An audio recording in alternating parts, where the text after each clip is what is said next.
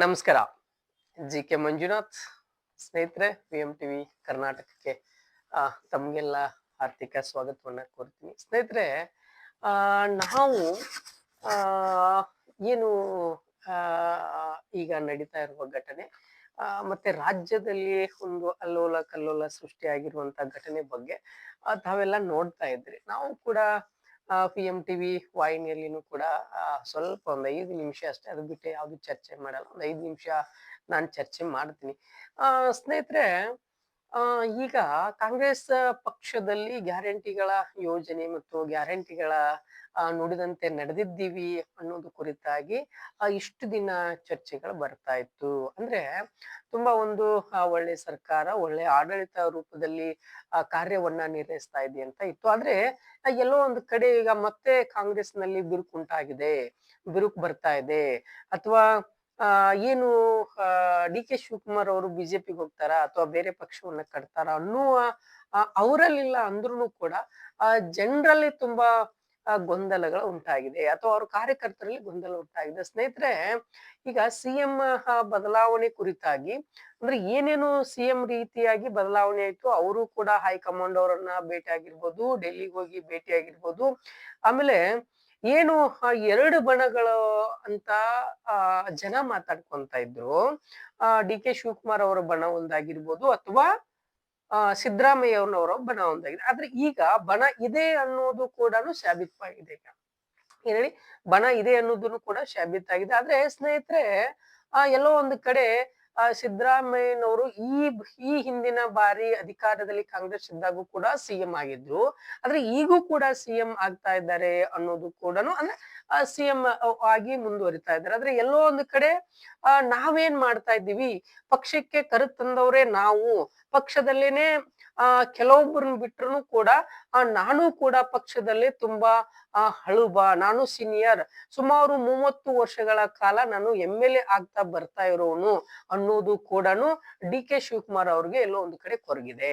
ನಾನು ಇಷ್ಟು ವರ್ಷ ನಾನು ಪಕ್ಷದಲ್ಲಿ ದುಡಿದು ಪಕ್ಷವನ್ನ ಉನ್ನತ ಹಂತದಲ್ಲಿ ಹೋದ್ರು, ಅಥವಾ ಬೇರೆ ರಾಜ್ಯದಲ್ಲಿ ಕಾಂಗ್ರೆಸ್ ಪಕ್ಷ ಏನಾದ್ರೂ ಸ್ವಲ್ಪ ಹಿನ್ನಡೆಯಲ್ಲಿ ಬಂದ್ರು ಕೂಡ ಡಿ.ಕೆ. ಶಿವಕುಮಾರ್ ಅವರು ಹೋಗಿ ಪಕ್ಷವನ್ನ ಗೆಲ್ಲಿಸುವಂತ ಸಾಧ್ಯತೆ ಮಾಡಿದ ಯಾರಪ್ಪ ಅಂದ್ರೆ ಅದು ಡಿ.ಕೆ. ಶಿವಕುಮಾರ್ ಅವರು. ಸೊ ಇಂಥ ವ್ಯಕ್ತಿಗೆ ಸಿಎಂ ಸ್ಥಾನ ಸಿಗಬೇಕು, ಸಿಎಂ ಆಗ್ಬೇಕು ಅನ್ನೋದು ಕುರಿತು ರಾಜ್ಯದಲ್ಲಿ ಅವ್ರವ್ರ ಕಾರ್ಯಕರ್ತರು, ಆಮೇಲೆ ಬೇರೆ ಬೇರೆ ಬೇರೆ ಬೇರೆ ಎಲ್ಲಾ ರೀತಿಯಾದಂತ ಅವ್ರಿಗೆ ಪೂಜೆ ಪುನಸ್ಕಾರಗಳನ್ನು, ಆರೈಕೆಗಳನ್ನು, ಬೇಡಿಕೆಗಳು ಏನೇನೋ ಎಲ್ಲ ಮಾಡ್ತಾ ಇದ್ದಾರೆ. ಅದು ಅವ್ರ ಮೇಲೆ ಅಭಿಮಾನ, ಪ್ರೀತಿ. ಆದ್ರೆ ರಾಜಕಾರಣದಲ್ಲಿ ನೋಡ್ತಾ ಬಂದಾಗ, ಅಥವಾ ರಾಜಕೀಯವನ್ನ ಆಳವಾಗಿ ನೋಡ್ತಾ ಬಂದಾಗ ಅಲ್ಲಿ ಕಾಣ್ತಾ ಇರೋದು ಏನಪ್ಪಾ, ನಾನು ಇನ್ನೂ ಕೂಡ ಅಧಿಕಾರ ದಾಹ ಇದೆ, ಅಥವಾ ನಾನು ಇನ್ನೂ ಕೂಡ ಜನರ ಸೇವೆ ಮಾಡ್ತಾ ಇದ್ದೀನಿ, ಅಥವಾ ನನಗೆ ಇನ್ನೂ ಅವಕಾಶಗಳು ಬೇಕು, ನಾನು ಇನ್ನೂ ಕೂಡ ಸಿಎಂ ಆಗಿ ಮುಂದುವರಿಸ್ತೀನಿ ಅಂತ ಮಾಧ್ಯಮವ್ರ ಜೊತೆ ಮಾತನಾಡಿದ್ದು ಸಿಎಂ. ಹೌದು, ಒಪ್ಕೊಂತೀನಿ.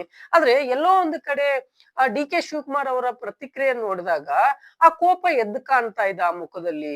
ಅಥವಾ ಏನಾದ್ರೂ ಈ ಹಿಂದೆನೆ, ಅಂದ್ರೆ ಈಗ 2 ದಿನ ಮಾಧ್ಯಮ ಜೊತೆ ಮಾತನಾಡಿದ್ರು ಡಿ.ಕೆ. ಶಿವಕುಮಾರ್. ಏನ್ ಮಾತನಾಡಿದ್ರು, ಇಲ್ಲ ಏನು ಕುಮಾರಸ್ವಾಮಿ ಅವರು ಕೇಳಿದ್ರು ಅಂತ. ಕುಮಾರಸ್ವಾಮಿ ಅಂದ ತಕ್ಷಣನೇ ಪಾಪ ಅವ್ರೇಕೆ ನೀವೇ ತಂದು ಹುಟ್ಟಿಸ್ತಾ ಇದ್ದಾರೆ ಅನ್ನೋದು ಓಕೆ, ಅದನ್ನ ಒಪ್ಕೊಳ್ಳೋಣ. ಆದ್ರೆ ತಾವು ಅದನ್ನ ಬೇರೆ ರೀತಿಯಾಗಿ ಹೇಳ್ಬೋದಾಗಿತ್ತಲ್ಲ ಅನ್ನೋದು ಒಂದು ಅಭಿಪ್ರಾಯ. ಆದ್ರೆ ನಿಮಗೆ ಸಿಎಂ ಆಗ್ಬೇಕು, ಸಿಎಂ ಆಗ್ತೀರಾ, ಸಿಎಂ ಆಗ್ಬೇಕು, ಸಿಎಂ ಆಗ್ತೀರಾ. ಆದ್ರೆ ನಿಮ್ಮ ಬಿಟ್ಟು ಬೇರೆದವ್ರು ಸಿಎಂ ಆಗಲ್ಲ ಅಂತಲ್ಲ. ಯಾಕೆಂದ್ರೆ ಈ ಹಿಂದೆನೂ ಕೂಡ ಕಾಂಗ್ರೆಸ್, ಬಿಜೆಪಿ, ಜೆಡಿಎಸ್ ಈ 3 ಪಕ್ಷದಲ್ಲಿನೂ ಕೂಡ ಮಾತುಗಳು ಬರ್ತಾ ಇದ್ದೀನಪ್ಪ ಅಂದ್ರೆ ದಲಿತ ಸಿಎಂ ಬೇಕು, ದಲಿತರ ಸಿಎಂ ನ ಮಾಡ್ಬೇಕು, ನೀವು ಮಾಡ್ರಿ ಅಂತ ಹೇಳ್ಬಿಟ್ಟು ಬೇರೆ ಬೇರೆ ಬೇರೆ ಬೇರೆ ಪಕ್ಷದವರು ಮಾತಾಡ್ತಾ ಇದ್ರು, ನೀವು ಮಾಡ್ರಿ. ಈಗ ದಲಿತ ಸಿಎಂ ಅವರನ್ನೇ ಮರ್ತ್ ಬಿಟ್ರ ನೀವು, ದಲಿತ ಮುಖ್ಯಮಂತ್ರಿ ಅವ್ರನ್ನ ಮರ್ತ್ ಬಿಟ್ರ ನೀವು. ಹೋಗ್ಲಿ, ಉತ್ತರ ಕರ್ನಾಟಕದಲ್ಲಿ ಯಾರನ್ನಾದ್ರೂ ಮುಖ್ಯಮಂತ್ರಿ ಮಾಡ್ಬೇಕಂತ ಓಡಾಡ್ತಾ ಇದ್ರೆ ಅದನ್ನು ಮರ್ತ್ ಬಿಟ್ರ ಅಂತ. ಈಗ ನಾನ್ ಕೇಳ್ತಾ ಇರೋದು ಉದ್ದೇಶ ಅಂದ್ರೆ, ನಮ್ಮ ವಿ.ಎಂ.ಟಿವಿ ವಾಹಿನಿಯಲ್ಲಿ ಜನರು ಕೇಳ್ತಾ ಇದ್ದೇನಪ್ಪಾ ಅಂದ್ರೆ, ಒಂದು ಸಿಎಂ ಆಗದೆ ತೊಂದ್ರೆ ಇಲ್ಲ, ಅವರು ಪಕ್ಷಕ್ಕಾಗಿ ದುಡಿದಿದ್ದಾರೆ, ಪಕ್ಷದಲ್ಲಿದ್ದಾರೆ, ಅಥವಾ ಪಕ್ಷ ಅನ್ನ ಕಟ್ಟೋದ್ರಲ್ಲಿ ಬಹಳ ಮುಂಚೂಣಿಯಲ್ಲಿದ್ದಾರೆ, ಪಕ್ಷವನ್ನ ಬೆಳೆಸಿದ್ದಾರೆ. ಈಗ ಹೈಕಮಾಂಡ್ಗೆ ಆಗ್ತಾ ಇರೋ ಪರಿಸ್ಥಿತಿ ಏನು, ನಿಜವಾಗ್ಲೂ ಇವರು ಸಿಎಂ ಆಗಿ ಮುಂದುವರಿತಾರ. ಆದ್ರೆ DK. Shivakumar one of the best worker. ಅಲ್ಲಿ ಪೊಲಿಟಿಕಲ್ ಅಲ್ಲಿ ತುಂಬಾ ಕಷ್ಟಪಟ್ಟವರು ಕಾರ್ಯಕರ್ತರನ್ನ ಕೈ ಹಿಡಿತದಲ್ಲಿ ಇಟ್ಕೊಂಡು ಕಾರ್ಯಕರ್ತರಿಗೆ ಒಳ್ಳೆ ಅವಕಾಶಗಳನ್ನ ಕೊಡ್ತಾ ಇರೋರು. ಹಾಗಂತ ಸಿದ್ದರಾಮಯ್ಯ ಅವರು ಕೊಡ್ತಾ ಇರಂತ ನಾನು ಹೇಳ್ತಾ ಇಲ್ಲ, ಕೊಡ್ತಿಲ್ಲ ಅಂತ ನಾನು ಹೇಳ್ತಾ ಇಲ್ಲ. ಆದ್ರೆ ಬೇಕಾಗಿರೋದು ಒಂದೇನೆ. ಈಗ ನೀವೇನೆ ಆ ಗೊಂದಲಗಳನ್ನ ಸೃಷ್ಟಿ ಮಾಡ್ಕೊಂಡು ಹೋದಾಗ, ಆ ಗೊಂದಲಗಳನ್ನ ಬೇರೆ ರೀತಿ ಹೋದಾಗ ಕಾಂಗ್ರೆಸ್ದಲ್ಲಿ ಭಿನ್ನ ಅಭಿಪ್ರಾಯಗಳ ಬರುವುದು ಹೆಚ್ಚಾಗಿ ಕಾಣ್ತಾ ಇರುತ್ತೆ. ಡಿ ಕೆ ಶಿವಕುಮಾರ್ ಯಾರ್ರೀ? ಡಿ ಕೆ ಶಿವಕುಮಾರ್ ಅಂತ ನಾಯಕ ಕಾಂಗ್ರೆಸ್ದಲ್ಲಿ ಇರೋದಕ್ಕೇನೆ ಇವತ್ತು ಗಟ್ಟಿಯಾಗಿ ನಿಂತಾ ಇರೋದು.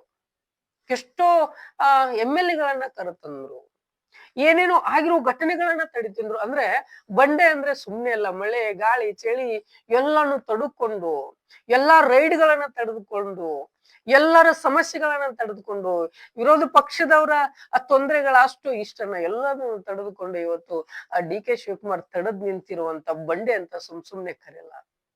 ಇವತ್ತು ಡಿ ಕೆ ಶಿವಕುಮಾರ್ ಇವತ್ತು ಕೆಳಮಟ್ಟದ ಸಣ್ಣ ಕಾರ್ಯಕರ್ತರಿಗೂ MP ವರೆಗೂ ಕೂಡ ಅಥವಾ MLA ವರೆಗೂ ಕೂಡ ಒಂದು ಅತ್ಯಂತ ಗೌರವದಿಂದ ನಡ್ಕೊಳ್ಳುವಂತ ಒಬ್ಬ ಉನ್ನತ ರಾಜಕಾರಣಿ ಇವರು ಉನ್ನತ ರಾಜಕಾರಣಿ. ನಿಜವಾಗ್ಲೂ ಒಪ್ಲೇಬೇಕಾಗತ್ತೆ. ಯಾಕೆ ನಾವು ಒಪ್ಲೇಬೇಕಾಗತ್ತೆ ಅಂದ್ರೆ ಎಲ್ರಿಗೂ ಅವಕಾಶ ಬೇಕ್ರಿ. ಈಗ ಬರೀ ಕುಟುಂಬ ರಾಜಕಾರಣಿದಲ್ಲಿನೇ ನಡೀತಾ ಇರೋದು. ಎಲ್ರು ಅವರು ಕೂಡ ಕುಟುಂಬ ರಾಜಕಾರಣಿ, ಅಣ್ಣ ತಮ್ಮ ಎಲ್ಲ ಇರುವುದೇನೆ. ಆದ್ರೆ ನಾನ್ ದುಡ್ದಿದ್ದೀನಿ, ಪಕ್ಷಕ್ಕೆನೆ ನಾನ್ ಕರ್ಕೊಂಡು ಬಂದಂತ ವ್ಯಕ್ತಿಗಳು ಇವತ್ತು CM ಆಗಿ ಹೋಗ್ತಾ ಇದ್ದಾರೆ. ಇವತ್ತು ನಾನ್ CM ಆಗ್ತಾ ಇಲ್ಲ ಅಂದಾಗ ಯಾರಿಗಾದ್ರೂ ಬೇಜಾರಿದ್ದೇ ಇರುತ್ತಲ್ವಾ? ಏನ್ ಅವ್ರು ಹೇಳ್ಬೇಕಾ ನಾನ್ CM ಮಾಡ್ರಿ, ನನ್ ಕೂಡ್ರಿ ಅಂತ ಹೇಳ್ಬೇಕಾ? ಅವರು ಪಕ್ಷದ ಹೈಕಮಾಂಡ್ ಅವರು ಡಿಸೈಡ್ ಮಾಡ್ಬೇಕು. ಎಲ್ರಿಗೂ ಅವಕಾಶಗಳನ್ನ ಕೊಟ್ಟು ನೋಡ್ಬೇಕು. ಎಲ್ರಿಗೂ ಅವಕಾಶ ಕೊಟ್ಟಿದ್ದನ್ನ ಯಾರಾದ್ರೂ ದುರುಪಯೋಗ ಪಡಿಸೋದು ಪಕ್ಷದಿಂದ ಹೊರಗಿಡ್ತೀರಾ ಅಥವಾ ಅವ್ರ ಅಧಿಕಾರದಿಂದ ಹೊರಗಿಡ್ತೀರಾ? ಇವತ್ತು ಡಿ ಕೆ ಶಿವಕುಮಾರ್ ಅನ್ನುವಂತ ಅಸ್ತ್ರ ಕಾಂಗ್ರೆಸ್ ಅಲ್ಲಿ ಇಲ್ಲ ಅಂದ್ರೆ ಏನಾಗುತ್ತೆ ನೋಡಕ ಶುರುವಾಗುತ್ತೆ. ಇವತ್ತೇನಾದ್ರೂ ಯೋಜನೆಗಳ ಗ್ಯಾರಂಟಿಗಳ ಅದ್ರ ಹಿನ್ನೆಲೆ ಯಾರಾದ್ರೂ ಪಾತ್ರ ವಹಿಸಿದ್ರೆ ಅಥವಾ ತರಬೇಕು ಅಂತ ಅನ್ಸಿದ್ರೆ ಅದು ಡಿ ಕೆ ಶಿವಕುಮಾರ್ ಅವರು. ಡಿ ಕೆ ಶಿವಕುಮಾರ್ ಅವರು ನಿಜ ಒಪ್ಲೇಬೇಕು, ಅದನ್ನ ಒಪ್ಪುವಂತ ಸಂಗತಿಗಳನ್ನೇ. ಇಂತಿಂತ ಟೆಕ್ನಿಷಿಯನ್ ನ ತಂದ್ರು, ಬೆಂಗಳೂರನ್ನ ಡೆವಲಪ್ ಮಾಡ್ತಾ ಇದ್ದಾರೆ. KAB ಇಂತಿಂತ ಕೆಲಸಗಳನ್ನ ಮಾಡಿದಾರ್ರಿ. ಇದು ಅವ್ರವ್ರ ಯೋಜನೆ ಆಯ್ತು. ಆದ್ರೆ ಇಲ್ಲಿ ಸೀನಿಯಾರಿಟಿ ನೋಡಿದಾಗ ಪ್ರಿಯಾಂಕಾ ಖರ್ಗೆ ಆಗಿರ್ಬೋದು, ಸತೀಶ್ ಜಾರಕಿಹೊಳಿ ಆಗಿರ್ಬೋದು, MB ಪಾಟೀಲ್ ಆಗಿರ್ಬೋದು, ಇದೇನು ಉತ್ತರ ಕರ್ನಾಟಕದಲ್ಲಿ ಬರುವಂತ ಪ್ರಭಾವಿ ನಾಯಕರುಗಳು ಇವರೆಲ್ಲ. ಅಂದ್ರೆ ಇವರು ಕೂಡ CM ರೇಸ್ ಅಲ್ಲಿ ಇರುವಂತ ವ್ಯಕ್ತಿ. ಯಾಕೆ ಇವ್ರೆಲ್ಲ ಮರ್ತು ಬಿಡ್ತಾ ಇದ್ದೀರಾ? ಅಲ್ಲ, ಎಸ್ಪೆಷಲಿ ನೀವು G ಪರಮೇಶ್ವರ್ ಅವರನ್ನು ಕೂಡ ಮರ್ತಿದ್ದೀರಿ ತಾವು. ಯಾಕಂದ್ರೆ ದಲಿತ ಮುಖ್ಯಮಂತ್ರಿ ಬೇಕು, ದಲಿತ CM ಬೇಕು ಅನ್ನೋದು ಕೂಡ ರಾಜಕಾರಣ ಆಗೋಯ್ತು ಅಲ್ಲಿ. ಸೊ ಇಂಥದನ್ನ ಮಾಡ್ಬೇಕಾದಾಗ ಸ್ವಲ್ಪ ಯಾಕೆ ಭಯ ಒಂದ್ ಕಡೆ. ನಾನು ಈ ಬಾರಿ ನನಗೆ ಈ 2.5 ವರ್ಷದಲ್ಲಿ ನನಗೆ ಅಧಿಕಾರ ಸಿಗ್ಲಿಲ್ಲ ಅಂದ್ರೆ ಮುಂಬರುವ ಚುನಾವಣೆಯಲ್ಲಿ, ಮುಂಬರುವ ವಿಧಾನಸಭಾ ಚುನಾವಣೆಯಲ್ಲಿ ನಾನು ಏನಾದ್ರೂ ನಮ್ ಪಕ್ಷ ಬರ್ಲಿಲ್ಲ ಅಂದ್ರೆ ನಾನ್ CM ಆಗಕ್ಕಾಗಲ್ಲ ಅನ್ನೋ ಭಯ ಏನಾದ್ರೂ ಇದೆಯಾ? ಅಲ್ಲಿ ಯಾರಿಗಾಗ್ಲೂ ಇದ್ದೇ ಇರುತ್ತೆ. ಆದ್ರೆ ಏನಾಗುತ್ತೆ ಅಂದ್ರೆ ಇವರ ಅಧಿಕಾರ ಅವಧಿಯಲ್ಲಿ ಏನಾಗಿದೆ, ಇವರು CM ಆಗದೆ ಇದ್ರು ಕೂಡ ಎಷ್ಟು ಕೆಲಸ ಕಾರ್ಯಗಳನ್ನ ಮಾಡಿದ್ದಾರೆ ಅನ್ನೋದು ಬಹಳ ಮುಖ್ಯ ಸ್ನೇಹಿತರೆ. ಹೀಗಾಗಿ ಸುಮಾರು ಒಂದು ಡಿ ಕೆ ಶಿವಕುಮಾರ್ ಅವರ ಬಗ್ಗೆ ನಮ್ಮ VMTV ವಾಹಿನಿಯಲ್ಲಿ ಚರ್ಚೆ ಮಾಡ್ತೀವಿ. ಈ ಕುರಿತಾಗಿ ರಾಜಕೀಯ ತಂತ್ರಜ್ಞರನ್ನ ನಾವು ನಾಳಿನ ದಿನ ನಮ್ಮ VMTV ವಾಹಿನಿ ಡೆಸ್ಕ್ ಅಲ್ಲಿ ತಂದು ಅವ್ರಿಗೆ ವಿಶೇಷವಾದಂತ ಮಾನ್ಯತೆಯನ್ನು ಕೊಡ್ತೀವಿ. ಆದ್ರೆ ಇದಕ್ಕೆ ಮೇಲ್ನೋಟಾಗಿ ಇವತ್ತು ಡಿ ಕೆ ಶಿವಕುಮಾರ್ ಅವರಾಗಿರ್ಬೋದು ಅಥವಾ ದಲಿತ CM ಆಗಿರ್ಬೋದು, ಆದ್ರೆ ಮೇಲಾಗಿ ತಾವುಗಳು ಏನಾದ್ರೂ ದಲಿತ CM ಅನ್ನ ಮಾಡಿದ್ರೆ, ದಲಿತ ಮುಖ್ಯಮಂತ್ರಿಯನ್ನ ಮಾಡಿದ್ರೆ, ಆದ್ರೆ ಕಾಂಗ್ರೆಸ್ ಸತತವಾಗಿ ಅಧಿಕಾರದಲ್ಲಿ ಇರುವಂತದ್ದು ಖಚಿತವಾಗಿದೆ. ಮುಂಬರುವ ಚುನಾವಣೆಯಲ್ಲೂ ಕೂಡ ಸತತವಾಗಿ ಅಧಿಕಾರದಲ್ಲಿ ಇದ್ದೇ ಇರುತ್ತೆ ಅನ್ನೋದು ನಮ್ಮ VMTVಯ ಇಂಟೆಲಿಜೆಂಟ್ ರಿಪೋರ್ಟ್ ಅನ್ನ ತಮ್ಮ ಮುಂದೆ ಇಟ್ಟಿದೀವಿ ಸ್ನೇಹಿತರೆ. ಇವತ್ತಿನ ಈ ಚರ್ಚೆ ಆಯ್ತು ಸ್ನೇಹಿತರೆ. ಯಾರು CM ಆಗ್ಬೇಕು ಅನ್ನೋದು ಕೂಡ ನೀವು ಕಮೆಂಟ್ ಮಾಡಿ, ಲೈಕ್ ಮಾಡಿ, ಶೇರ್ ಮಾಡಿ, ಸಬ್ಸ್ಕ್ರೈಬ್ ಮಾಡಿ. ಯಾಕೆಂದ್ರೆ ಅದೇ ನಮ್ಗೆ ಒಂದು ಆಶೀರ್ವಾದ ಸ್ನೇಹಿತರೆ. ಅದ್ಬಿಟ್ರೆ ಮತ್ತೊಂದು ಏನು ಅಲ್ಲ ಸ್ನೇಹಿತರೆ. ಇವತ್ತಿನ ಈ CM ಕುರಿತು ರಾಜ್ಯದ ಬಗ್ಗೆ ತಮ್ಮ ಮುಂದೆ ವಿಶೇಷವಾದ ಚರ್ಚೆಯನ್ನ ಮಾಡಿದೀವಿ. ನಿಮ್ಮ ಅಭಿಪ್ರಾಯವನ್ನ ನಮ್ಮ VMTV ಕಮೆಂಟ್ ಬಾಕ್ಸ್ ಅಲ್ಲಿ ತಿಳಿಸಿ ಸ್ನೇಹಿತರೆ. ಮತ್ತೊಂದು ವಿಶೇಷ ಚರ್ಚೆಯೊಂದಿಗೆ ಬರ್ತೀನಿ. ನಿಮ್ಮ GK ಮಂಜುನಾಥ್.